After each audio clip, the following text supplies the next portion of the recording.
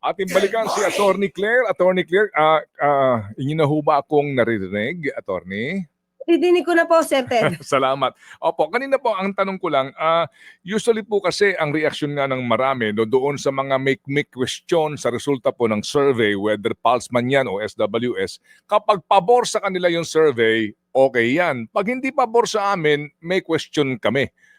Ano ho ang inyong masasabi doon, Attorney? Well, depende po siguro yan sa pananaw ng iba. Kasi po may nagsasabi dati, may nagsasabi naman po before, na yung Pulse Asia daw ay propaganda tool ng mga Duterte. So kahit ano pa po yan, kahit yan ang pananaw ng ibang tao, hindi po yan ang pananaw ng administrasyon. Kahit ano pong survey ang dumating at magpakita ng kanilang mga data, yan po naman ay ikukonsidera. So kung yan po ang tingin ng ibang tao, ay hindi po natin masasagot kung ano yung damdamin ng iba. Okay, sige po. Pero kaninyo kay Chacha kanina, dahil sabi ho mismo ni Ginoong Holmes kahapon sa aming panayam, sa isa pong administrasyon nakababahala ito. Sabi nga niya, ito po ay one for the books. Ika niya, yung pong small or no trust, 54%, kalahati. At maging yung pong sinasabing disapproval ay 53%. Kaninyo, ito po ay ito po, bagamat may question kayo sa pamamaraan siguro at doon nga sa mga binabanggit ng respondents, ito po ay challenge ngayon sa communications team ng Presidente. Talagang challenge po ito. Okay. Ano pong aasahan namin sa panig po ninyo at ni Secretary J. Ruiz? Kasi sabi din kahapon ng Pulse Asia ng kanilang Presidente na parang dapat yung messaging mas maging malinaw at makarating talaga sa mga Pilipino sa usapin ng ginagawang serbisyo ng gobyerno para sa mga kababayan natin. Actually, Sir Ted, as far as we are concerned, alam namin na napaparating namin ang mensahe. Maliban po sa press briefing, meron po tayong mga palabas, mga program na pinapakita sa PTV4, sa RTVM. Teresita Reyes, a waste speaker, struggles to make ends meet with her daily earnings of 200 pesos. This amount barely covers the basic needs of her grandchildren. Napakahirap po. Minsan po kasi kulang sa budget. Ilang beses ko kayo nakaka-access? Minsan po, dalawa. Minsan po, isa. Despite her challenges, Teresita expresses her gratitude on the feeding programs in their school which benefit her grandkids, which help elevate their daily struggles. Masaya po sila dahil nabubusog po sila. Masigla po sila, masaya. Nakakabawas po sa budget namin yung ganyan. President Ferdinand R. Marcos Jr. has directed the Education Department to focus on improving the nutrition of school children. According to DepEd, the budget for the school-based feeding program has been tripled from over 3 billion pesos to 11 billion pesos with plans to cover more children. The program aims to provide nutritious meals to children from kindergarten through elementary school. With a total of 160 feeding days and an additional 15 days for the National Learning Camp, the initiative is set to address malnutrition in the country. Education Secretary Sani Angara emphasized the importance of nutrition, especially for young children whose brains develop rapidly before they reach 5 years of age. We have this exam called the Carla exam. It measures the literacy ng bata, yung ability to read. Nag-improve siya, especially at the early grades. So parang pinapakita na the earlier we intervene, mas maganda. Nagpapasalamat po kami sa minamahal namin Pangulo ng Pilipinas, PBBM, sa lahat ng mga proyekto na kagaya nito.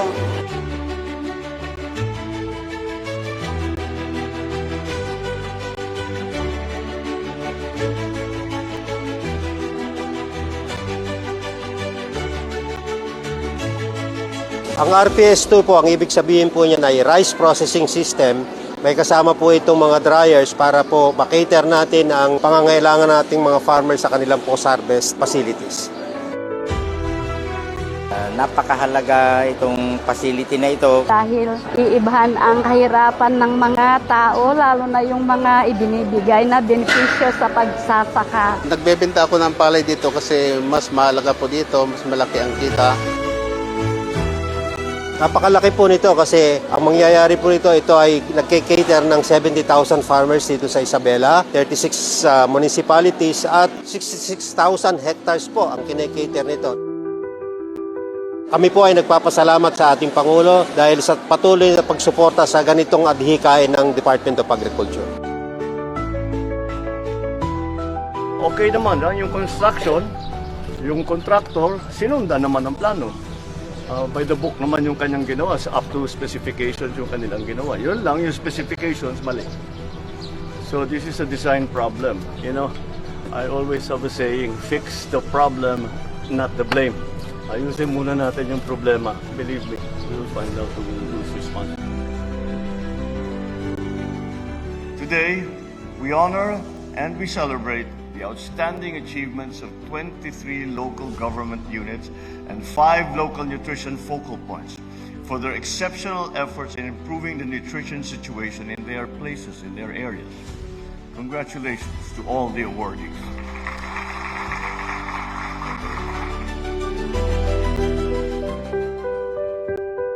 Malaking tulong po ang dental health bus. Laking tipid po sa amin na imbis gagastusin po namin ang pampabunot ng ngipin, is pwede po namin gamitin ito sa pagbili ng pagkain, ng kung anong mga pangangailangan namin sa pang-araw-araw. Nalaman ko po na may binibinta ditong murang bigas, ang kadiwa, kaya po bumili po ako dito. Malaking katipiran po ito sa aming pamilya. Maraming salamat po. Sana po lalo pang paigtingin ang pagtulong sa aming magsasaka para po sa ikakaunlad ng ating bayan. Mga programa po ng gobyerno at na malamang ay hindi natin alam kung napapanood ng karamihan. Pero ang siguro ang proliferate ngayon ay ang karamihan po talaga ay yung fake news mula sa social media, iba't ibang platforms. So yan po talaga ang challenge sa amin. May balita pa nga, hindi lang po Filipino ang gumagawa dito at meron pang ibang sumusuporta. Mga bansa, na laban sa Pangulo o laban sa Pilipinas. So, yun po dapat ang aming tinutugunan at syempre po maliban po sa amin, sa gobyerno po na dapat itong masawata. Syempre hingi na rin po namin ang tulong ng mga mainstream media, pati na po yung mga responsible social media content creator. Kung nakikita naman po karamihan na yung mga sinasabi ay fake or galing sa fake news, sana matulungan din po kami ng ibang nasa mainstream media na ma-fact check. Tulong na lang din po ito para sa bayan. Hindi lang po para sa gobyerno ng kumbaga whole nation approach po ito.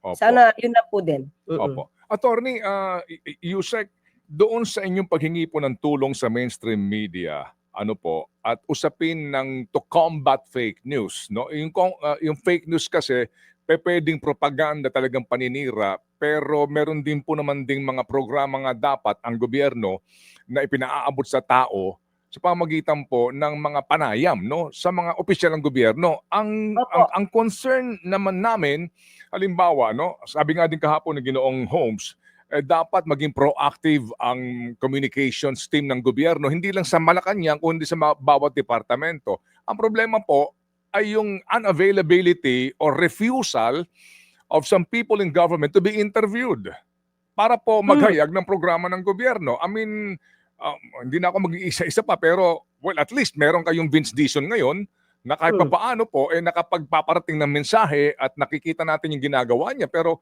maliban sa kanya at sa ilang po manaka-naka dyan, mahirap paglilapin. Kung siguro iyan po ang isa sa mga nagiging issue po, makakarating po yan at mas maganda po, Sir Ted, kahit off the air, masabi niyo po sa akin kung saan kayo ahensya na merong hindi na-i-interview or hindi nagkakaroon ng paglilinaw at gagawin po natin ito ng paraan para po mapahatid lang po talaga ang mga mararaming programa po ng administrasyon at ng Pangulo. Halimbawa po, ang Agriculture Department, no? Oo, kasi din ang sinasabi po ni Ginoong Holmes kahapon, no, sa usapin ng bilihin, no, pagkain basically. So dito po napakalaking bagay nga na hindi lang daw po yung mga pag-press release o mga sugar coating, mismo maramdaman din po ng ng taong bayan. So maliban doon nga siguro sa pagiging available sa katanungan dito po sa mga basic na ginagawa ng isang ahensya, ay yung maramdaman din po on the ground yung programa ng gobyerno. So sa punto pong yun, ma'am, sino po ang in charge doon sa palasyo? Paano po kaya ayon? Para ho naman din hindi masayang yung programa ng gobyerno, kasi kung may ginagawa naman talaga, dapat maramdaman po ng taong bayan. Yes, katulad po niya sa DA, sir, Sir Ted. Kamakailan lang po, marami din po nagbibigay sa amin ng impormasyon na yung presyo ng bigas sa kanila ay bumaba na daw po talaga. Marami na daw po sila nabibili, parang 34, 33, 30, something like that. Pero meron pa po isang programa na parating ang Pangulo na talaga po pangkikinabang ang taong bayan. Siguro inaayos lang po kung paano ito maihahatid sa taong bayan. Marami pong programa. Siguro with me, sa PCO, kakausapin ko rin po, Sir Ted, ang ibang mga ahensya. Katulad po, may mga press briefing po kami na mismo po yung mga secretary or heads ng agencies ay iniimbitahan po namin sa press briefing para sila po mismo ang magbigay ng good news sa tao. Pero yung iba po, ito na naman po tayo, may mga fake news peddler na sinasabi na yung pangungumbida namin. Ito po nangyayari, Sir Ted, yung pagkukumbida namin sa mga representatives ng agencies at sila yung isasalang namin para magsalita, ang sasabihin nila, ito fake news talaga to, Sir Ted. Napaka-incompetent siguro ng undersecretary ng press officer kasi hinahayaan na lang niya yung mga heads ng agencies na magsalita. So, alam po kung talagang paano kumilos sa mga fake news peddlers. So, pero with that concern, sir, kailangan din na talaga mismo yung mga head of agencies is masama namin sa press briefing, and may project pa po ang administrasyon, Sir Ted. Magkakaroon kami ng podcast at mga secretaries din, heads of the agencies, ang ating makukumbida para po mas maraparating nila sa tao kung ano yung dapat na makita, ano ang mga serbisyong pwedeng madinig or maramdaman ng taong bayan. Sige po. Well, kasi kami ho naman po nga dito ay bukas anytime kapag po may mga isyong pambayan na gusto hong liwanagin mismo po ang gobyerno, particular po ang ilang mga government agencies, para po maging daan din doon sa pagpapalawak po ng informasyon, USEC. Dito po sa issue ng kidnapping ngayon. Kahapon nakapanayan po namin ang honorary chairman nga po ng Philippine Chamber of Commerce and Industry, si Ginoong Sergio Luis Ortiz, at sa kanya nanggaling worried sila dito po sa ilang kaso po ng kidnapping. Nga sabi mismo ni Ma'am Tessie Angsi, 3 kidnapping cases in just 5 weeks. Hindi po ito kumbaga, ma'am, hindi po ito fake news, At dito po talagang sinasabi na ng mga negosyante na ang gobyernong Marcos kinakailangan na po ditong kumilos at maramdaman nila na may ginagawa ang gobyerno. Yes, sir. Katulad nga po nito, siguro din po hindi naman din to fake news na talagang mabilis po na inaksyonan itong sitwasyon po ni Mr. Ke. Bago nga mag-Easter Sunday ay nakuha na po o nahuli ang 3 suspect. Ganun po talaga kabilis ang isinagawa dahil din po ito sa direktiba ng Pangulo. Siguro lang, sir, ganito. Pag may mga ganitong sitwasyon, minsan po, kaya po siguro hindi nakaka-action agad ang PNP or ibang mga law enforcement agencies. Hindi rin po kasi agad na ibibigay yung impormasyon sa tamang ahensya.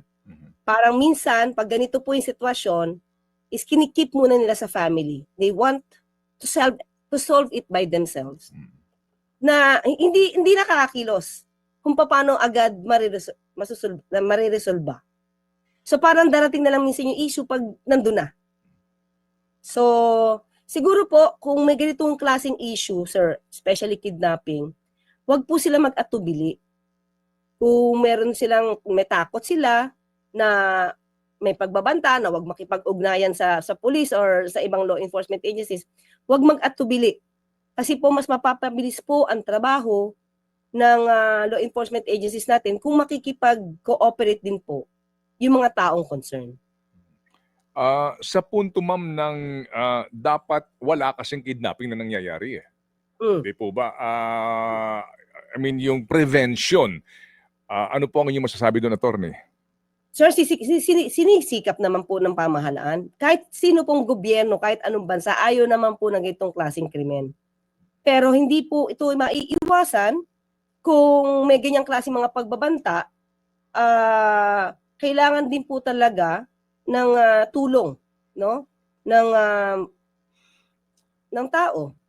Tulong mula sa tao na para mabilis din maka-action ang mga law enforcement agencies. Pero sabi nga natin, ito mga suggestion po na nagmumula sa mga concerned citizens natin, ikinukonsidera po talaga to dahil hindi po magandang mag-reflect sa gobyerno ang mga ganitong klaseng krimen, yung mga nangyayaring sitwasyon na ganito. Kaya asahan niyo po na mas mabilis pa po ang pag-aksyon ng gobyerno, basta po rin ang kooperasyon po ng tao ay kailangan din po natin. Opo. Doon po sa punto ng request po ng mga negosyante, no, na yung attorney, hindi ko po alam kung pwede po ito sa ating pong batas. Ang sabi nga nila, dapat may special court dito sa mga kidnapping cases para masiguro lang na mabilis yung pagpaparusa dito sa mga may gawa nitong kidnapping na ito. Sir, ang alam ko, pag heinous crime, meron na pong court na for that eh. Way back, meron po kasi akong kaso ng kidnapping. At that time, sa Manila po yun, parang 8 months lang namin na take up. Natapos agad. Pero as of now, Sir Ted, itatry ko po alamin ko ano, papamonitor po natin ano na ba ang sitwasyon pag mga ganitong klaseng kaso. Opo. Kasi nga din, ngayon, ang PNP may statement na case solved na itong kay Anson Ke.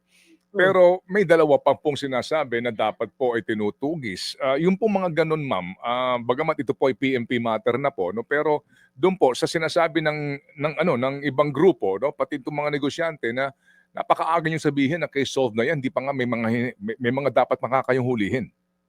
Sir, kasi ganito, hindi natin alam yung strategy ng PNP. Kung patuloy pa sila nag-i-investigate, hindi natin alam ang strategy kung paano. So siguro estratehiya po yan kasi hindi rin naman nila titigilan yan kung meron pang natitira. Okay. Opo. Sige po. Strategy ng PNP.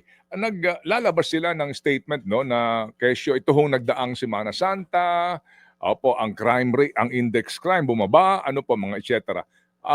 Sabi ho ninyo, yung inflation, parang ang datos ng PSA, ito'y bumabagal, no? Oo, kumbaga, mas maganda ang lagay ng inflation rate natin. Pero sinasabi ng mga tao, ang problema namin, inflation pa rin. Dito ho sa PNP, bumababa daw po ang index crime, no? Ang krimen sa ating kapaligiran, pero napapanood mo, sinaksak na Koreano, hinold up, binarel, patay. Yung isang sumakay lang yung isang nagmamasada lang ng tricycle, pinagsasaksak. Yun, ospital. Nakita mo itong basag kotse ngayon. I mean, to be more pragmatic about this, parang hindi rin po sigurong makatotohanan yung sinasabi ng PNP na bumababa ang krimen, pero ang amin nababalitaan at mapapanood, puro krimen. Yun na nga po sa nangyayari. Kaya yan din po yung pag-uusap namin sa mainstream. Kasi po, ang na-news talaga, yung mga isolated cases na tulad niyan. Kasi ako po, ngayon, paglabas ko sa bahay, wala naman ako nakikitang saksakan. Pagpunta ko dito sa palengke, wala naman ako nakikitang snatching.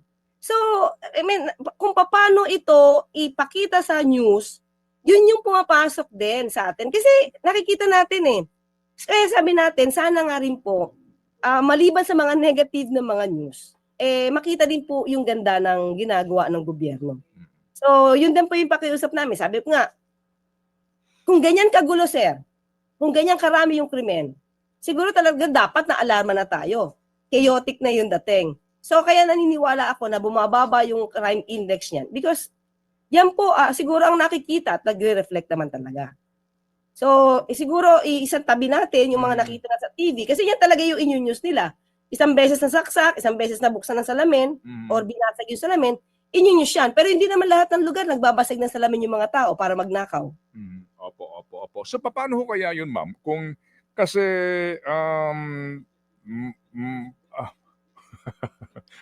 Parang papaano kaya po papaano kaya ang treatment doon ng mainstream sa police report, no? Yung ganong uri po. Kayo po, ano pong suggestion niyo po, ma'am? Papaano po natin dapat pong ilabas ito?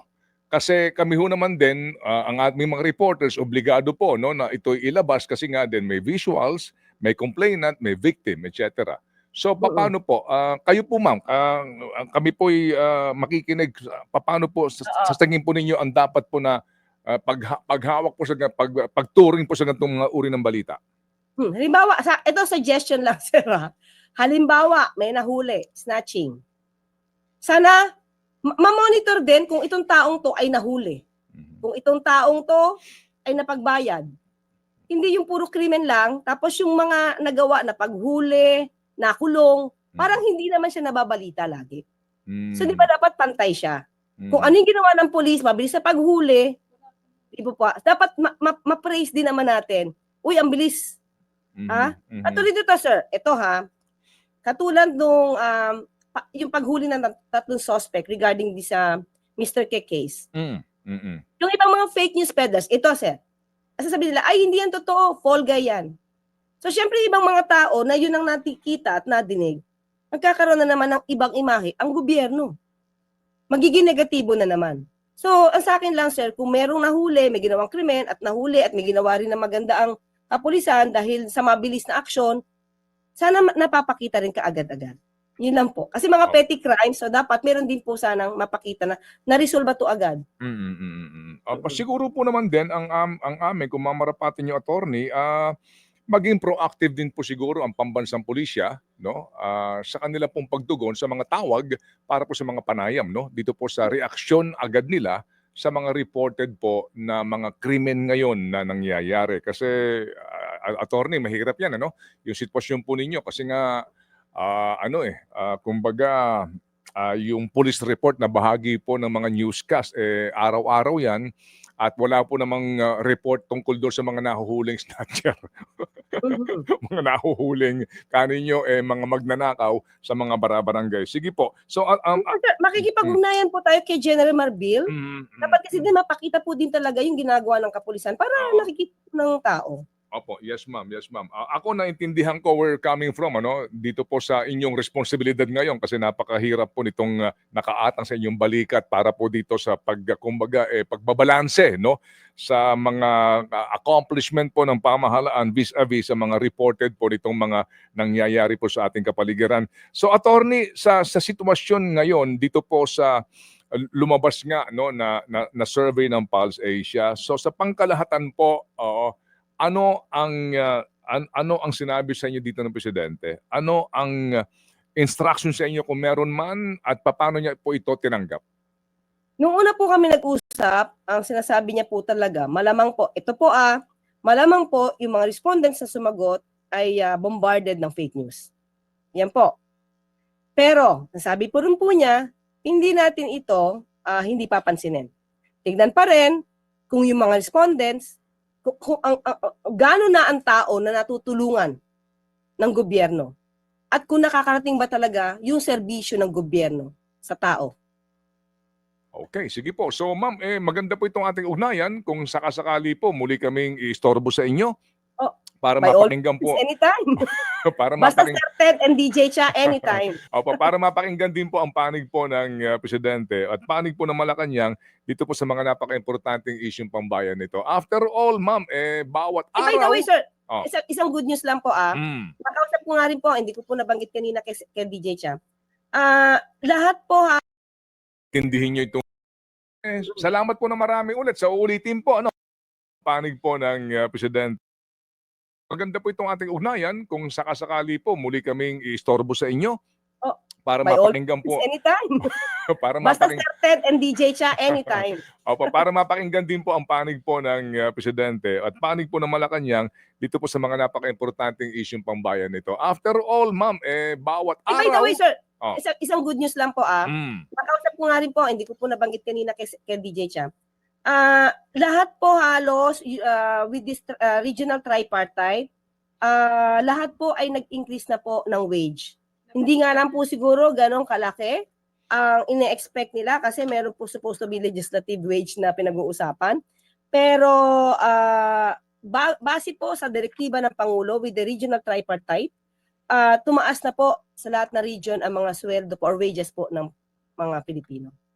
Yes, Yun na po. ma'am. Opo, kasi nga dito, ang ikalawang concern nila ay increasing the pay of workers dito po sa survey ng Pulse Asia. Yan po. Yan po yung good news ng DOLE ni Secretary Laguesma. Mm. Kaya nga sabi ko, parang hindi nila nakikita po talaga yung ginagawa ng gobyerno dahil siguro nga hindi po ito napapakita o na isa sa publiko agad. Actually, nasa balita naman namin yan, ma'am. Oo, naibalita Thank na you po. po. Opo, yes, Ayun, ma'am. Thank you. Bawat regional news namin, kapag po meron ng wage increase, no, na order pang wage board, lagi po namang nasa balita yan. O sige, so Tama, attorney, thank you po. salamat po na marami ulit. Sa uulitin po, ano? Salamat na marami, attorney.